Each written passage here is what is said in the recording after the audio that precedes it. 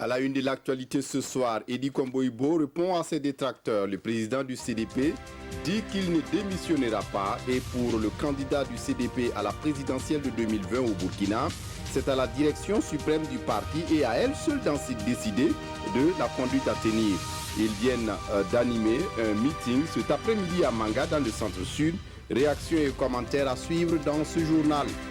Et dans ce journal, pas de trêve dans la fronde sociale au Burkina Faso. Répondent en chœur les syndicats réunis au sein de l'UAS, l'unité d'action syndicale. L'unité d'action syndicale qui estime que le gouvernement ne respecte pas ses engagements depuis 2012 et pire, l'exécutif semble les mépriser ces derniers temps. Vous entendrez ces responsables dans ce journal. Et dans ce journal, donner du sang, un simple geste mais qui est très précieux car vous sauvez des vies. Ce 22 juin est célébré dans le monde comme la journée du donneur du sang. Au Burkina Faso, le thème retenu, du sang sécurisé pour tous. Et dans ce journal, la directrice générale du Centre national de transfusion sanguine est notre invitée. Ce sont là les titres du 20h. Mesdames, Messieurs, bonsoir et ravi de vous retrouver. Edi Komboibo répond à ses détracteurs. Le président du CDP dit qu'il ne démissionnera pas et pour le candidat du parti à la présidentielle de 2020 au Burkina, c'est à la direction et à la base d'en décider comme viennent les militants du parti réunis cet après-midi même à Manga autour d'un meeting. Christine Koulibaly. Allez leur dire que Edi Komboibo ne démissionnera pas. Depuis la cité de l'Épervier, voici la réponse sans équivoque d'Edi Komboibo. Réponse à ceux qui, au sein du Congrès pour la démocratie et le progrès, demandent sa démission. Accusé de gestion autocratique, le président de l'ancien parti au pouvoir s'inscrit en faux. Les camarades dissidents affirment partout que nous refusons le dialogue pour imposer notre point de vue. Ceci n'est pas exact et juste. Lors du discours que j'ai prononcé à l'issue du 7e congrès ordinaire tenu l'année dernière à Ouagadougou, j'ai appelé fortement à l'unité du parti.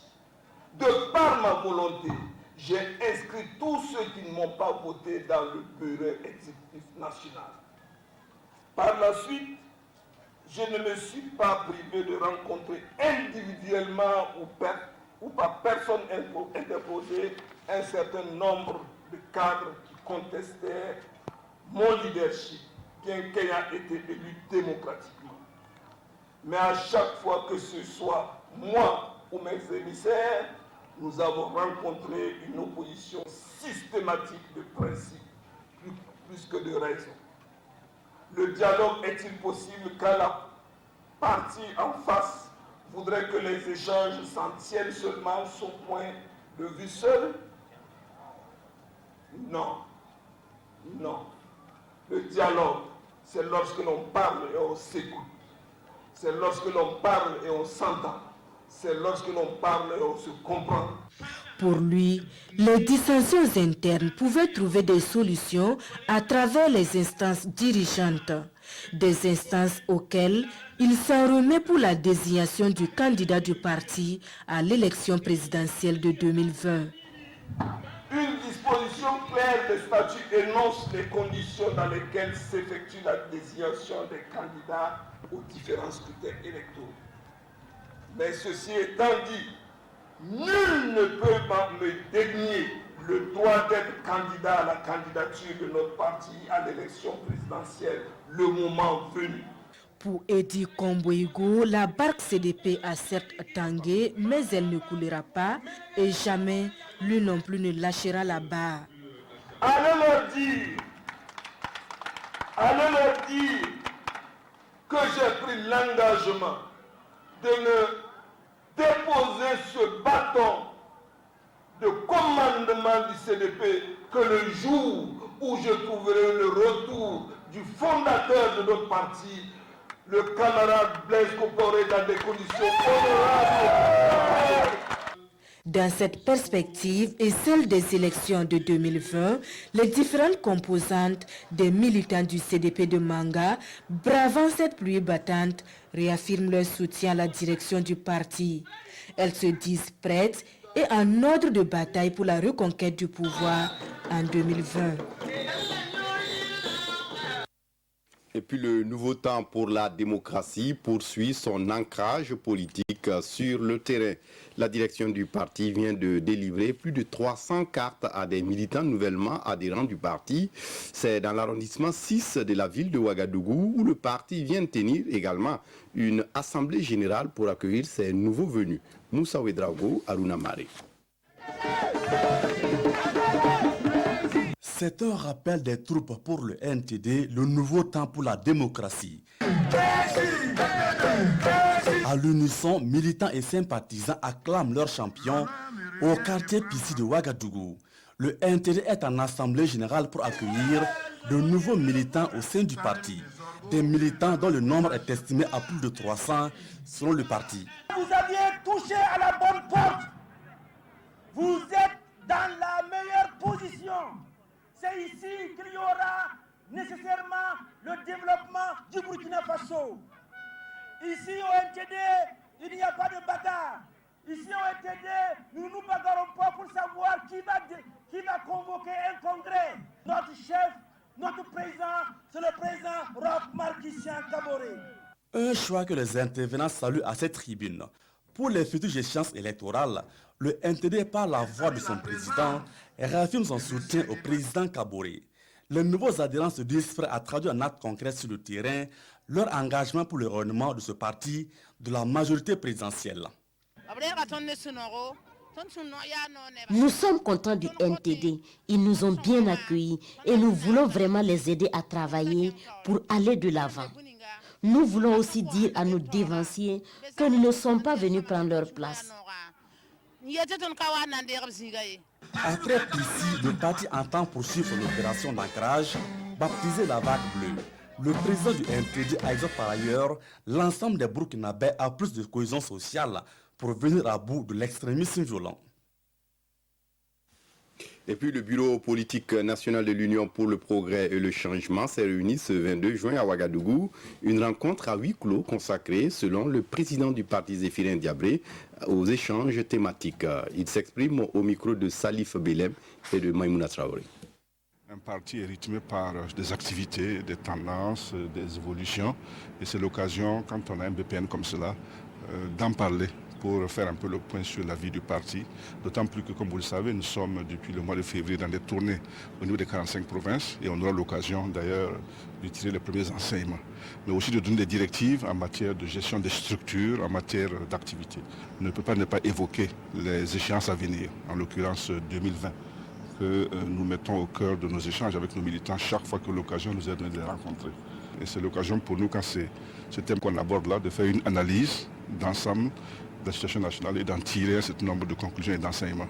Tous les mots qu'on avait dénoncés, qui avaient conduit à l'insurrection, sont là, et même en pire. L'État est géré sur la base du clientélisme et du copinage. La corruption est répartie de plus belle. Le système éducatif est en train de s'effondrer. Le système sanitaire est pour plus mal. Le dialogue social, voilà, qui a toujours été une pierre angulaire, en tout cas, de l'évolution des choses ici, est en panne. Mais le plus grave, c'est que notre vécu en commun entre Burkinabés est en train de subir quelque chose qu'on n'a jamais connu par le passé. Et le plus grave, c'est que...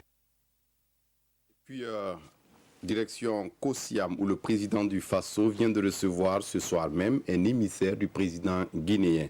C'est le ministre des Affaires présidentielles et de la Défense qui est porteur d'un message du président guinéen au président du Faso. À sa sortie d'audience, l'émissaire a confié qu'ils ont parlé de sécurité avec le président du Faso, Pascal Kané. Alpha Condé dépêche son ministre en charge des affaires présidentielles et de la défense à Ouagadougou. Mohamed Diané vient transmettre un message du président guinéen au président du Faso. Après près de 2 heures d'entretien avec le président du Faso, l'émissaire guinéen n'est pas très bavard, mais dit avoir discuté avec le président du Faso des questions politiques et de la sécurité dans la sous-région. Nous avons échangé sur la situation politique dans notre pays, dans la sous-région, et surtout sur les problèmes de sécurité. Comme vous devez le savoir aujourd'hui, la sécurité, la stabilité de nos pays sont devenus des défis que nous devons relever. Parce qu'aucun pays aujourd'hui n'est à l'abri du terrorisme, du djihadisme. Donc il est important que nos pays se donnent la main pour mutualiser nos efforts, pour renforcer la sécurité et pour la paix et la stabilité de nos pays. La Guinée n'est pas membre du G5 Sahel, mais dit suivre de près ce qui se passe dans le Sahel. Le pays souhaite développer la solidarité africaine face au terrorisme. Dans l'actualité ce soir, l'unité d'action syndicale refuse une trêve sociale au Burkina Faso. Les syndicats reprochent au gouvernement burkinabé de ne pas tenir ses engagements depuis 2012. Réunis ce samedi à la Bourse du Travail à Ouagadougou, les syndicats estiment que le gouvernement burkinabé est négligent et méprisant à leur égard. Konsoum Koulibaly, Zarissa Sanfo. L'unité d'action syndicale UAS rend compte ici aux différents délégués syndicaux et délégués du personnel du climat qui prévaut entre le gouvernement et les centrales syndicales affiliées à l'UAS. Relations de négligence, relations de mépris.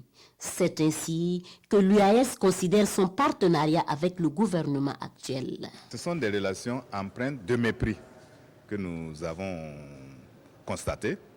Parce qu'effectivement, depuis la nuit des temps, nous avons régulièrement tenu ces concertations jusqu'en 2016. Et depuis, plus rien. Et tout ce que les syndicats ont fait pour approcher et pour recueillir, pour avoir, pour rencontrer, pour dialoguer, pour examiner les points, sont restés sans réponse. Sans suite.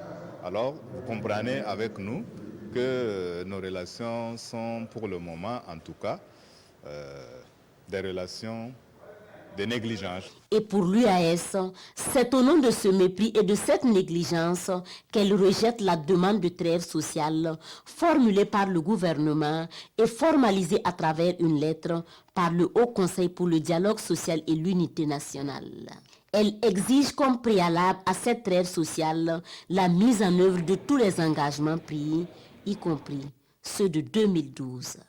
Entre autres engagements non mis en œuvre, nous pouvons citer l'opérationnalisation du check-off, l'opérationnalisation des permanences syndicaux, la baisse des tarifs de l'eau et de l'électricité, la baisse des prix des hydrocarbures, la réouverture des gares ferroviaires, le passage de la RTB et des éditions Sidoya au statut de société d'État.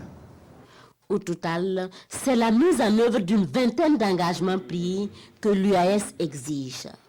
À cette rencontre d'information, les délégués syndicaux et du personnel ont tous loué l'initiative de redevabilité de l'UAS et encouragé les responsables à redoubler d'efforts pour que l'ensemble des travailleurs burkinabés soit épanoui. Autre point de l'actualité, 6 mois après le massacre de Yirgou, les bourreaux vivent impunément.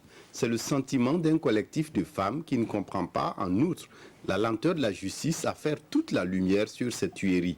Ce matin, devant le palais de justice au centre de la capitale burkinabé, les membres du collectif ont observé un sitting pour exiger une diligence dans le traitement du dossier par la justice. Paul David Bambara, Zouvabiel David Dabiré. 6 mois après le drame de Yirgou, aucune once de justice pour les victimes, les bourreaux vivent impunément.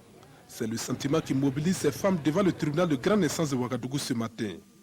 Organisées au sein du collectif Femmes Debout, elles sont là pour dénoncer ce qu'elles qualifient de lenteur judiciaire et surtout interpeller. C'est pour montrer à nos autorités d'une part, cette alerte que nous avons lancée depuis janvier, elle est toujours d'actualité. Nous n'avons pas encore eu gain de cause. Bien au contraire, j'allais dire, la situation perdue et la situation se dérade. Donc voilà pourquoi il faut certainement dire qu'il faut faire quelque chose.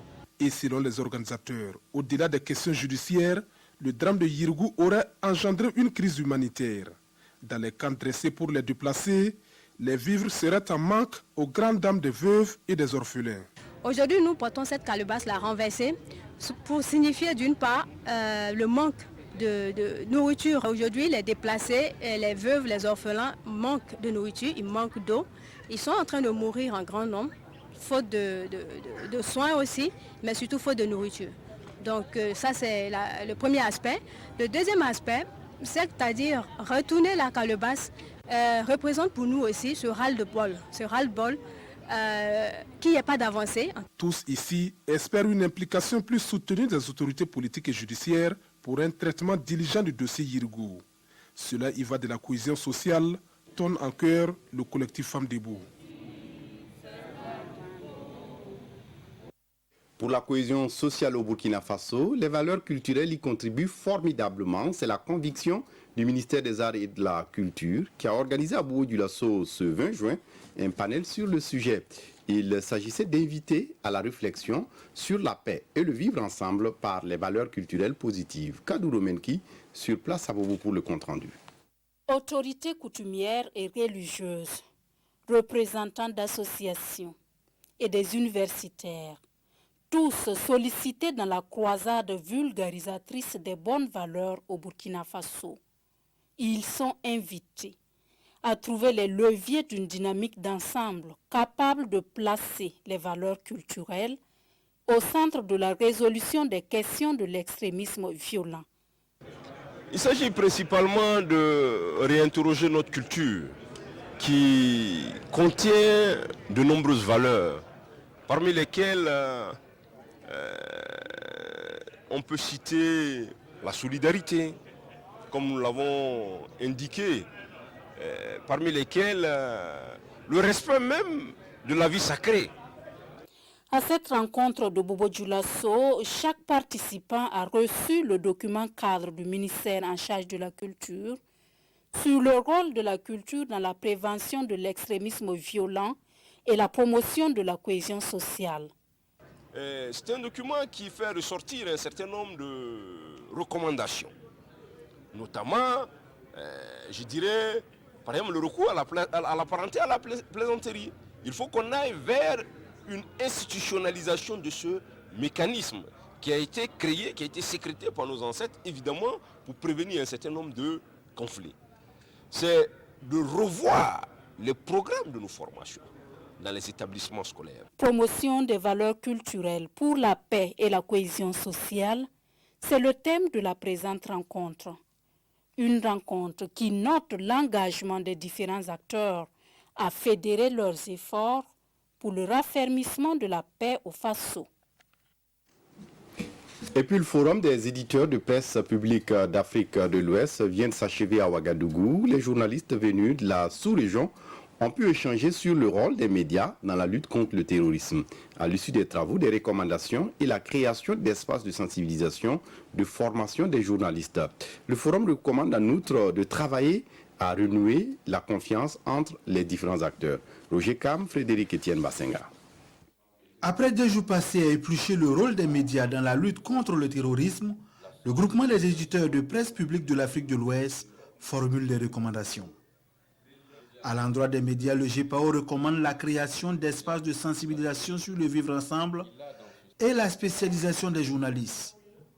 Le GPAO appelle également les gouvernants à faciliter leur travail et à valoriser les médias nationaux. Quant aux institutions sous-régionales, il est attendu d'elles qu'elles équipent et forment les journalistes, en plus des projets et programmes éducatifs à développer en collaboration avec les médias pour la paix et la sécurité. Nous avons eu la chance d'avoir la présence du président du Faso et les travaux ont été également très riches. Nous avons pu avoir des interventions d'une densité qui nous a tous, je dirais même, émus.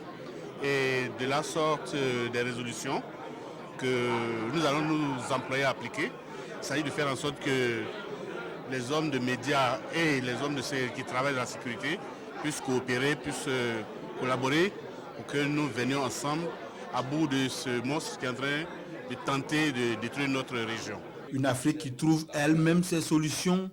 L'exécutif burkinabé apprécie l'initiative et ne doute pas de l'impact de ces réflexions sur la paix et la sécurité en Afrique de l'Ouest. Votre participation au forum de Ouagadougou a été utile. Elle a permis de poser les bases d'une action concertée, portée par la sous-région. Nous avons plein espoir que cette contribution portera ses fruits dans le quotidien des populations de la zone du G5 Sahel. C'est une évidence, mais également un impératif pour les Africains de trouver eux-mêmes des solutions endogènes aux problèmes africains avec l'accompagnement de nos partenaires techniques et financiers. Un comité scientifique est mis en place pour poursuivre les réflexions entamées.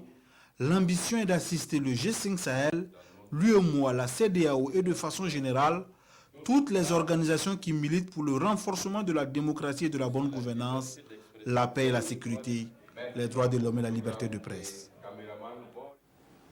Autre titre de l'actualité, du sang sécurisé pour tous, c'est le thème qui guide la célébration cette année de la journée mondiale du donneur de sang. C'est ce 22 juin que cette journée est célébrée au Burkina Faso, à Ouagadougou, dans le nord du pays, où s'est tenue la cérémonie officielle. Plusieurs activités ont marqué l'événement, compte rendu avec Karim Bitienga. J'avais un besoin vital et urgent en sang du groupe O négatif.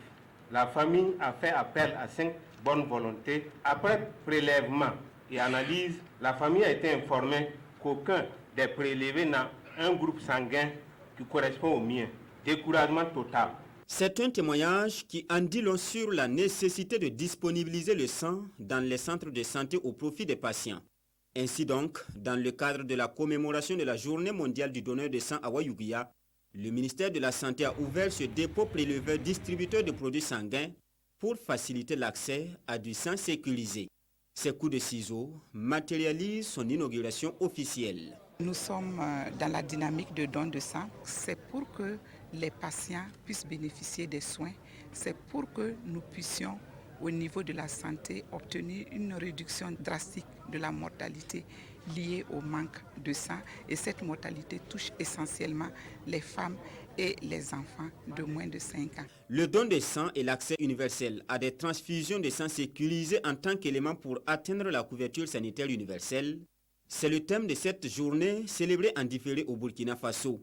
Et l'épouse du chef de l'État, marraine de la cérémonie, d'appeler à un oui collectif au don de sang pour sauver des vies. Je voudrais lancer un appel à la population, à tous les hommes valides et toutes les femmes valides, pour qu'ils viennent donner du sang. Tout à l'heure, nous avons entendu les statistiques. Nous ne sommes même pas à 50% de satisfaction des besoins de sang dans notre pays. Les responsables du Centre national de transfusion sanguine ont saisi l'occasion pour rendre hommage aux donneurs bénévoles de sang. À l'issue de la cérémonie, c'est le gouverneur de la région de la Boukou-du-Mouhoun qui a reçu le flambeau pour l'organisation de la Journée mondiale du donneur de sang en 2020 à Dédougou. Pour aller plus loin sur ce sujet, nous sommes avec Dr Alice Koumaré, directrice générale du Centre national de transfusion sanguine. Bonsoir docteur. Bonsoir M. Kindo. La journée du don de sang est commémorée cette année autour du slogan « Du sang sécurisé pour tous ». Alors au Burkina, quel est l'état des lieux? Est-ce qu'on peut faire un point sur l'offre et la demande? Merci M. Kindo et merci pour l'opportunité que vous nous donnez d'apporter plus de précision sur la commémoration de cette journée qui est la journée mondiale du donneur de sang, habituellement célébrée chaque 14 juin. Mais cette année, le Burkina Faso l'a célébré en différé pour l'associer avec l'inauguration officielle du centre de transfusion sanguine de Ouagadougou. Alors, un bref rappel, le Centre national de transfusion sanguine est le fruit de la coopération entre l'État burkinabé et le Grand-Duché du Luxembourg. Et donc, grâce à cette coopération, le Burkina Faso dispose à ce jour de 9 centres régionaux de transfusion sanguine, un peu partout sur le territoire. Alors, 7 à ce jour sont fonctionnels, et dont 2 sont non opérationnels pour le moment. Alors, pour revenir à votre question. Alors, l'OMS estime que pour pouvoir répondre aux besoins d'une population, il faut au minimum que 1% de cette population soit donneur de sang. Alors, vous prenez une population comme le Burkina Faso, nous sommes à environ 20 millions d'habitants. Donc, il aurait fallu environ 200 000 poches pour pouvoir satisfaire la demande. Alors, en termes de chiffres, en 2018, nous n'avons pu collecter que 84 370 poches de sang. Donc vous voyez là que il y a un hiatus entre les besoins et la demande. Donc les efforts fournis sont considérables, mais restent vraiment en deçà de la demande. Et il semble qu'il y a 70% de donneurs occasionnels contre 30% de donneurs réguliers. Et Selon vous, quel est le problème? Alors, le principal problème que nous voyons, c'est que le Burkinabé n'a pas encore à l'esprit de se lever et d'aller donner son sang de façon bénévole sans qu'on aille vers lui. Alors, actuellement, si vous regardez la proportion des poches que nous collectons, 80% de ces poches-là proviennent des collectes mobiles. Et les sites sont variables en fonction du moment. 20% seulement proviennent de nos centres au niveau fixe. Donc, nous pensons que cela est lié au fait que le Burkinabé n'a pas à l'esprit tout le temps de venir donner le sang. Ensuite, nous pensons aussi que l'information pour le moment ne va pas jusqu'à la population. Vous savez que la communication coûte cher et donc nos ressources ne sont pas suffisantes. Donc d'ailleurs, nous lançons un appel à l'ensemble des médias pour nous aider à relayer cette information-là afin que l'ensemble de la population puisse adhérer de façon unanime et volontaire au don de sang. Et justement, est-ce que vous avez les moyens de vos ambitions? Est-ce qu'il n'y a pas lieu d'accentuer la sensibilisation, peut-être pour avoir plus d'adhésion, aller à la rencontre des donneurs au lieu d'attendre qu'ils viennent vers vous? Oui, bien sûr, évidemment. Je pense que c'est cette politique-là que nous mettons en œuvre. Nous essayons autant que possible d'aller vers la population, de les sensibiliser et de fédérer les donneurs de sang autour des associations de donneurs de sang pour les habituer au don de sang. Alors, concernant les moyens de notre politique, nous avons la chance que le programme du président le président Roch-Marc Christian Kaboré, le programme présidentiel, le PNDS, prend en compte l'extension de la transfusion sanguine dans notre pays. Et donc, ce programme est un référentiel pour vous de Bien pouvoir sûr. déployer un certain Bien nombre sûr. d'activités. Voilà. Ok, merci à vous, Merci Madame beaucoup. Alice Koumaré. Merci Je rappelle beaucoup. que vous êtes directrice générale du Centre national de transfusion sanguine et vous étiez là dans le cadre de la journée du donneur de sang célébrée ce 22 juin au Burkina Faso. La suite de ce journal, la santé des plus petits, l'État s'en occupe et y travaille à travers le ministère de la Santé. C'est d'ailleurs ce dernier qui a procédé au lancement, ce premier passage de l'année, des journées nationales de supplémentation en vitamine A+, de déparasitage et de déparasitage de la malnutrition aiguë. La campagne concerne les enfants de 6 à 59 mois et se déroule du 21 juin au 20 juillet. Elle devrait permettre la réduction de 23% de taux de mortalité sur les couches concernées. Fabrice Nebier, Inijanine Kambiré. La petite Rainatou Konombo et ses camarades viennent de recevoir chacune la vitamine A+, et un comprimé déparasitant. Le secrétaire général du ministère de la Santé lance ainsi le premier passage de l'année 2019 des journées nationales de supplémentation en vitamine A+, de déparasitage et de dépistage de la malnutrition aiguë au profit des enfants de 6 à 59 mois. Faire en sorte que les enfants puissent bénéficier de la supplémentation en vitamine A, mais également qu'on puisse leur donner des médicaments pour les déparasiter contre un certain nombre de parasites intestinaux, des vers intestinaux, mais également pour qu'on puisse faire le dépistage et de façon avancée des situations de malnutrition. Pour cette campagne, les partenaires techniques et financiers accompagnent le ministère de la Santé en termes de mise en œuvre et de planification de l'activité. Nous contribuons à peu près à hauteur de 500 000 dollars américains qui constituent d'une part l'achat de capsules de vitamine A et de mébendazole, mais aussi la participation au coût opérationnel de l'activité. Cette campagne qui se déroulera du 21 juin au 20 juillet sur toute l'étendue du territoire national vise à réduire le risque de diarrhée et de rougeole, stimuler le système immunitaire et réduire jusqu'à 23% le taux de mortalité chez les enfants de moins de 5 ans. Ceux qui seront détectés malnutris seront référés vers des services de prise en charge nutritionnelle. Et pour refermer ce journal en sport, Cannes 2019, les Cranes d'Ouganda ont battu cet après-midi au Caire les Simba de RD Congo. Score 2-0 avec cette victoire de l'Ouganda. L'Ouganda prend la tête de la poule A devant l'Égypte. Résumé du match avec Abdoulaye Kabouri. Les Cranes d'Ouganda créent la première grosse surprise de la Cannes 2019. Ils ont mis à genoux les Simba de la RDC par 2-0. La configuration de la rencontre dans cette poule B est largement favorable à l'Ouganda. Les Cranes dominent et montrent de très bonnes dispositions. Ils ouvrent logiquement le score à la 14e minute par Patrick Kadou. Les Simba sont désillusionnés. Cédric Bakambu et les siens sont sonnés. La mi-temps intervient sur cet avantage des Rouges et Noirs. En seconde période, les Cranes sont plus volontaires que jamais. Ils parviennent à marquer un deuxième but à la 47e minute par Emmanuel Okouy. Le pays le plus vaste d'Afrique après l'Algérie est malmené. Les Simba essaient de réagir, mais pas assez pour perturber les Cranes. Boligui, sur ce lobe de la tête, trouve la barre transversale. La cage du portier Onyango reste inviolée au terme du jeu. Les Ougandais marquent ainsi de leur empreinte la compétition et donnent un message indirect au pharaon d'Égypte dans la poule A. Quelle désillusion! On peut dire que cette équipe de la RDC était... Voilà, c'est tout pour ce journal. Ce soir à 22h30, le dernier journal. Très bonne suite de programme sur la RTV. Au revoir.